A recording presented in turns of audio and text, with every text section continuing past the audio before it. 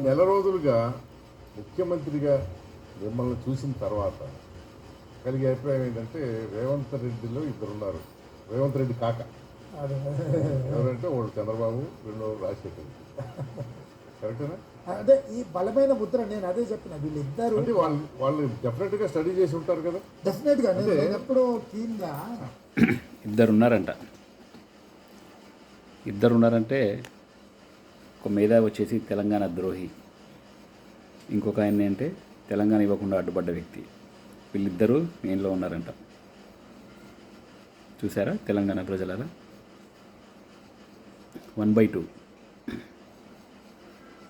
చూడండి ఏం చెప్తున్నాడు. చాలామంది నమ్మలేదు, తేలిక తీసుకున్నారు. కానీ చాలా ప్లాన్డ్గా ముఖ్యమంత్రి అవ్వటమే లక్ష్యంగా వ్యూహరచన చేసుకుంటూ ప్రతి అడుగు ఆ దిశగా చేసావు కదా. దాంట్లో చాలా ఏం అనుమానం లేదు. మనం దాచిపెట్టుకున్న దాగేది కాదు. ఓడిపోతే ఏం చెప్పేవాళ్ళు పాపం. Feel proud. నేను కూడా అట్లా అనుకునే లైఫ్లో ఒక గోల్ ఉండాలి, దాని దిశగా పని చేయాలని. సరే, నిరాశ చెందకుండా పని చేయడం అనేది అది కొంచెం కష్టమైన పని అయినా కూడా కొంచెం తట్టుకొని ఏదో టీఆర్ఎస్ మీద ఒక వ్యతిరేకతతో, కోపంతో మీకు ఓట్లు వేశారు, కానీ మీ మీద ప్రేమతో కాదండి. కరెక్ట్ చేసుకోండి ప్లీజ్.